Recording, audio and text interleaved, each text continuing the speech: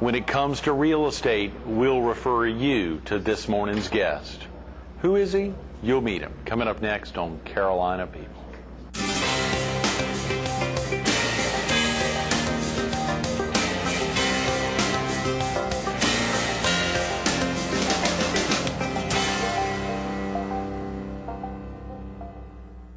Good morning. Welcome to Carolina People. This morning we're at Bell & Bell, Buick, Pontiac, GMC, the intersection of Highway 9 and 31 at the Big Red Bell. We're focused on Harold Real Estate and its broker in charge, Ken Strobel. Good morning, Ken. Good morning. Thank you so much for coming in this morning. Thanks for having me. To highlight this exciting kickoff of a new venture there, Harold Real Estate, in your new position as broker in charge, as well as a new columnist in the Myrtle Beach Herald. It's a big Myrtle Beach Herald week. Tomorrow, Donald Smith will be with us talking about Lucky Dog Television Productions and PR Smith, and a little bit about what happens with this show, The Carolina People. Thanks for coming in. Well, thanks for having me. I'm really excited about the opportunity to write the articles for the Myrtle Beach Herald. The interviewing process has really been a lot of fun so far. Oh, yeah. Many of the people whom I'm interviewing I have known for many years, but only on a professional level. And right. Through these interviews, I've gotten to know them a lot more personally than I did before. Oh, yeah. So that's a real good opportunity for me, as well as the launching of this new real estate company, which is a very, very exciting thing. That, absolutely. I think the potential there is unlimited. Absolutely. As we like to say, the potential is exponential. Right. The potential is exponential. I'll give Gordon Hirsch credit for that. He came up with that phrase. But the excitement here, Kent, for you, the Realtor of the Week is literally just kicked off. You had your third one that's on newsstands now? That's correct. That's on the newsstands now. I interviewed Marvin Hyde, who is a broker in charge with Prudential, Burris & Chapin. Right. And he's a real exciting guy, and I hope that people will enjoy reading about him. Oh, yeah, sure. And they can see it online at myrtlebeachherald.com, or if they visit realtoroftheweek.com, it redirects right there to Myrtle Beach Herald. They can see his interview as well as your first two. Right. Who were those, Kent? The first two that I did were Travis Miller, who's a broker in charge of Exit Grand Strand Properties, and I right. believe we did him on June the 28th. Right, right. And then after that, I did Cecil Granger, yes. who is the broker-owner of Remax Properties in Conway. Sure. And I think his came out July 5, right. on the 5th of July. Right, the day after the 4th, yeah. That's right. So now we currently have Marvin Hyde on the newsstands at this time. Sure. And it's been real exciting for me to interview these folks, and what we hope to bring to this Realtor of the Week column is the opportunity to let people know about the people, not sure, just some real estate licensee with a bunch right. of designations, but also some things about them personally. And it's been very gratifying to me to learn of the other people in my profession sure. who are giving back to the community. And so yes. many of them are involved in civic organizations and civic affairs and actually do things for the community, and they aren't just someone out there trying to sell a house and get a check. Great point. Yeah. So this is important to me. You talked about Marvin Hyde's involvement with the Sockasty Recreation Commission. Yeah, that's correct, and that's better than a $10 million project that he's been involved in for basically the last 10 years, and that has been his focus and his passion and his hobby sure. That he's been involved with. So Marvin, again, is a very interesting guy who is a homegrown person. His family has been in Horry County for like a couple hundred years. So he really does know the area and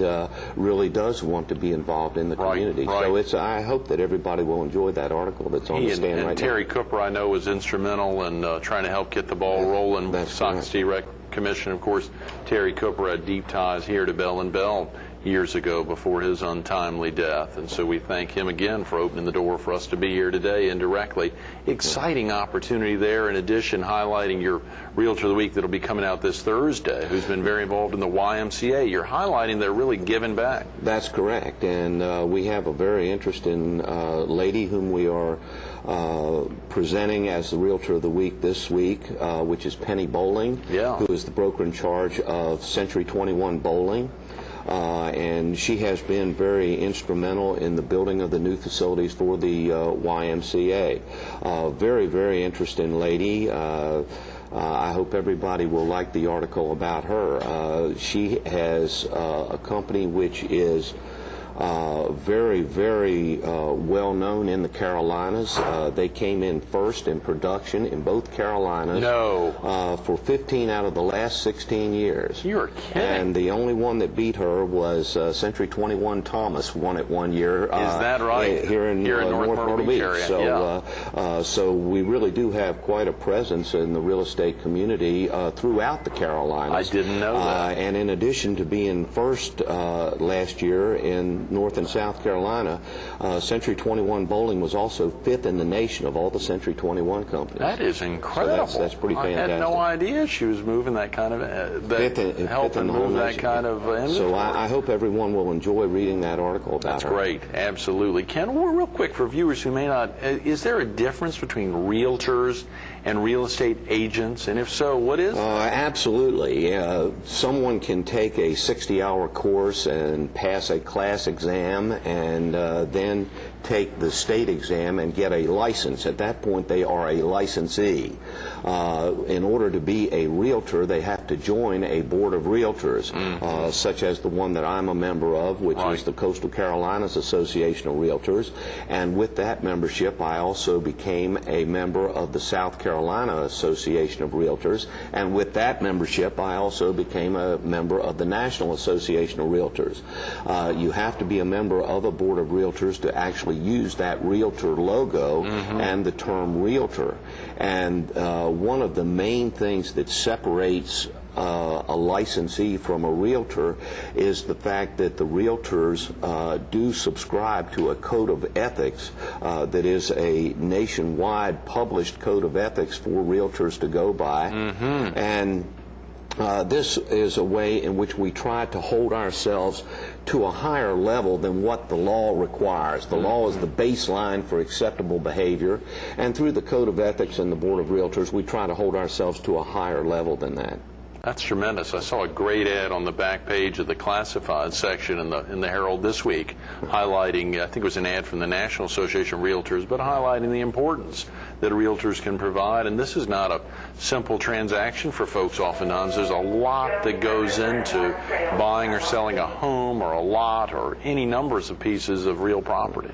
For the average person, the purchase of a home is the largest financial transaction that will take place in their lifetime. So it's very important that as real estate licensees, as realtors, that we do it right. And one of the wonderful things about being a member of the Coastal Carolinas Association of Realtors, which I have been a member of for quite some time now, is that they really are a wonderful bunch of people. It is very rare when I run into a realtor who is a jerk. You know, most of these people are very, very professional, really want to do a good job for the consumer out there, take their job very, very seriously, and this is the important thing. And the whole purpose of the Real Estate Commission and the requirement for us to have licenses is to protect the public, to make sure that we do the transaction correctly when it's such a life-changing decision for most people. That's in the purchase of a home. To protect the public. Exactly. To protect the public. Those are great words. Speaking of that, speaking of the public, yesterday Don Brook was with us from Coastal Carolina University. He'd been on the Board of Education there in Michigan. Oh, really? Speaking of a public body for many years, I believe about 12 years ago. For a period of 12 years, you also had a public position, Kent, I believe, as an elected official. That's correct. I was representing District 8 of, which was the Conway area, on the Horry County Board of Education, where I was elected back in 1990. How exciting. What prompted you to run for office, Ken? That's a big deal. My 3 children went to Conway High School. Right. And I had some friends whom I had known for years who have been members of the Board of Education. Sure. They said that they needed some help, and I decided that I would give it a shot. So I ran for the position and actually defeated the incumbent chairman of the Horry County School Board at the time. Yeah, I don't know whether they wanted me in or wanted him out, but anyway, I was the one who was elected to the position. How exciting, Ken. And those are 2 or 4-year terms? They are normally 4-year terms. I was in the transition period where they were going from the 4-year terms to, which were county-wide elections, to the district elections, and I was representing District 8. So I actually served a 2-year term during that time. How exciting. And of course, to think about that, I think you mentioned before we started filming this morning that Jarita Postaway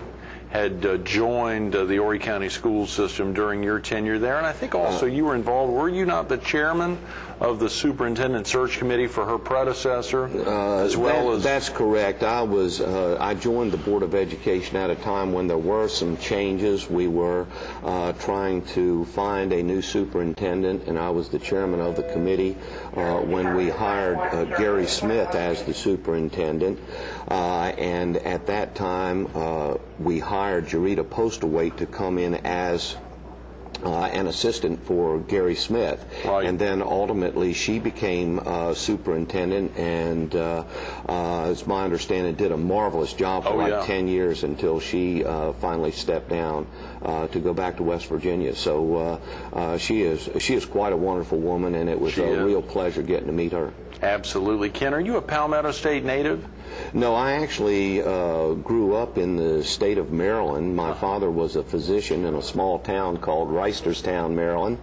And I grew up there, went to a military prep school, and upon graduation from there in 1964, I went to the Citadel, where I graduated. Citadel down in Charleston. Where I graduated in 1968. Is that right? Had you thought about military service for years growing up, or was it just the tenure there at the military academy prior to the Citadel? Well, I had been thinking while I was in prep school that I might make the military a career. It was a very trying time back then because it was during the Vietnam War. And that's why I'm very apprehensive sometimes when I go to the reunions that we have, because out of all of my friends, I lost 29 friends and classmates to the war. Out of the top 5 ranking guys in my company at the Citadel, the company in which I was at the Citadel, 3 of them are dead. 1 of them was wounded twice, and I'm the other one. So out of the top 5, out of the top 5 in my company. So so I'm very again apprehensive when I go to the reunions because I really miss a lot of those guys, and several of my best friends, my roommate, and so forth.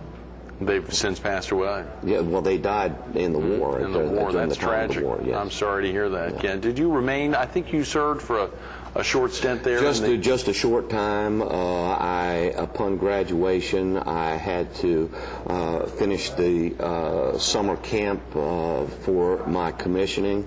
I went to Fort Bragg for like 8 weeks, and hurt my back at Fort Bragg and got thrown out. So, but up to that point, I had been considering making it a career. What was it about the Palmetto State that pulled you back? And you've been here now, if you said you matriculated at Citadel in '64, right. That's 43 years, Ken, not to date you there. I'm sorry. I graduated in '68 on the 1st of June and got married on the 2nd of June to a young lady from Conway, South Carolina. So having met her in Charleston and looking at the Conway, Myrtle Beach area and comparing that to the outskirts of Baltimore, I made up my mind where to live in about a half a second. So I've been here in Horry County ever since. You've been here in Horry County since 1968. Almost 40 years. 40 years next year. That's amazing. So it's most of my life I've been right here. More than half your life. That's fascinating. What about some of the big changes that have occurred here in the last 40 years, Kent? Does anything really stick out in your mind? Oh, my goodness, yes. Tremendous changes, and especially all over the county, in real estate. Yeah, I have been all over Horry County, and I remember when there was a great distinction where Conway stopped and Myrtle Beach started along 501. I remember when there was little more than pine trees between Conway and Myrtle Beach, and of course now there's a tremendous amount of growth all over the county. All over the county. I remember when there was a lot more wildlife habitat, a lot more forestation and things like that, and now all that has changed, and the growth has been tremendous in Horry County. You've had a great appreciation for real property over the years. I know you had your own company for almost 2 decades, but have really gotten into real estate in the last 15 years or so. Also co-founded and owned a business brokerage for years. That's correct. I had my own corporation from 1977 to 1995. I actually became licensed in real estate in 1984, and was just going to do that as a part-time thing. The main reason that I took the course was to learn about real estate because I thought of investing. When I did get my license, a friend of mine was a forester and a broker in charge of a real estate company, and I had an opportunity to get a license and hang my license with him as broker in charge. And he taught me a lot about land, about farms, wetlands, timber, and so forth. And that's always been my first love. So I continued part-time in real estate. I became a broker in 1987. 20 years ago. But I only did it part-time until I closed the corporation down in 1995. That's when I went into real estate full-time. Now, prior to that, in the early 90s, there were 5 of us who started Sunbelt Business Brokers as a way to help people buy and sell businesses in commercial end of the real estate, and then 3 of us sold out to the other 2, and that company is still in existence to this day. Absolutely. These folks at Bell & Bell are going strong early in the mornings, early part of the week. It's great to hear the speaker going off there. You know, you think about all your time here, and of course real property and the changes that have occurred, the excitement for you, and I think for a short while, Ken, you maintain some involvement there, helping make sure other folks understand the basics. You mentioned back in '84 taking a class to learn more, to look into real estate investing. I know you joined the Fortune Real Estate Academy to help them grow and to make sure that folks had the same opportunities as you to learn the basics of real estate, and as well as very advanced stages. I think you mentioned you know a lot of brokers in town because you've taught a lot of them. Yeah, actually I have. Harold Swanner started Fortune Academy, or actually he bought Fortune Academy back in 1995. It was started by a man named Otis Brent, and I had taken my classes back when Otis was the owner and instructor there. But Harold Swanner and I both served on a technology committee for the Board of Realtors back around the year 2000. And so in 2001, Harold and I got to talking about the possibility of my teaching some real estate classes, because I had done some training for some other real estate companies, and I had taught in the Horry County school system right after I got out of the Army. So I started teaching some real estate classes, and that's evolved over about a 6.5-year period to where I teach the pre-licensing classes for people who want to get a license. I also teach the post-licensing classes that are required for people with a first-year sales license to get a permanent license. And then I also teach the broker classes for people who want to become a broker, and the designation classes, for example, the accredited buyer representative class. I'm now certified to teach that, as well as the continuing education classes that all licensees have to take 8 hours of every 2 years. So in the teaching of those for the 6.5 years, I have taught literally thousands of people in these classes.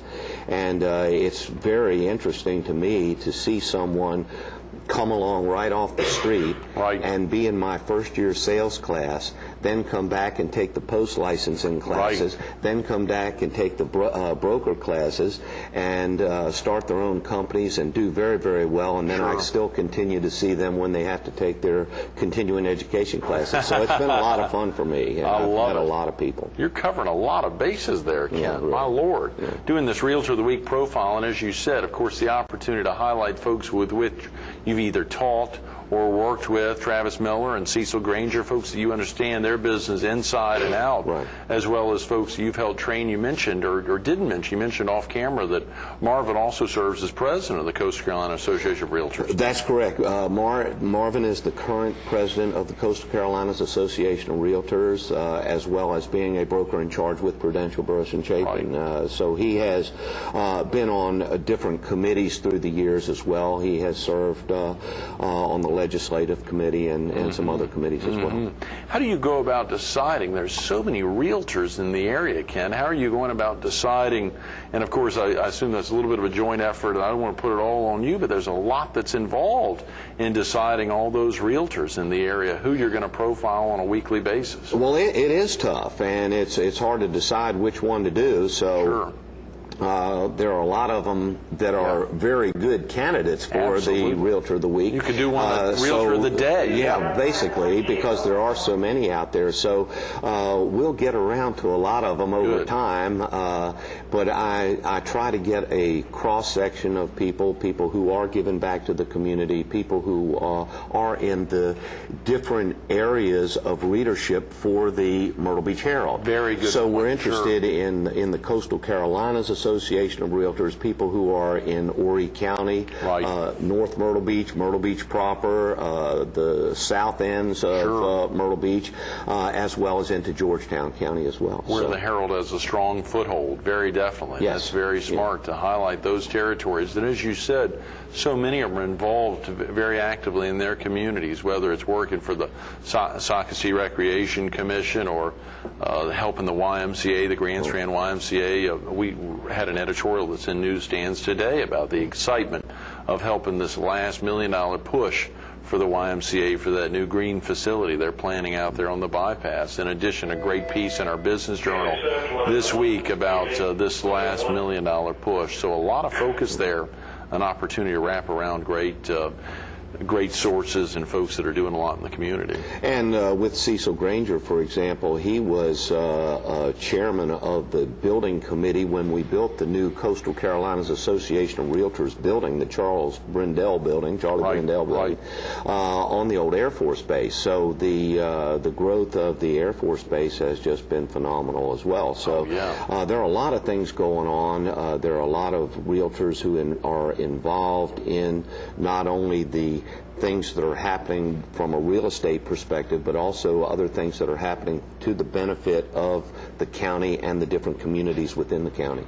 You mentioned, of course, all those designations, and there's so many. Whether it's, I think on your name tag there earlier this morning, I saw ABR and maybe GRI, Graduate Realtors Institute. That's correct. ABR, Kent. Of course, you've been an ABR, and I think I was probably the first one in Horry County to become an ABR. That was back in 1997, 96 or 97, when the buyer representation was relatively new at that particular time, and they came out with that designation where there was a course that you had to take, and then you have to represent a certain number of buyers in order to achieve that designation. That's tremendous, absolutely. Ken, have your family stayed here in the area? Your 3 kids, are they still here?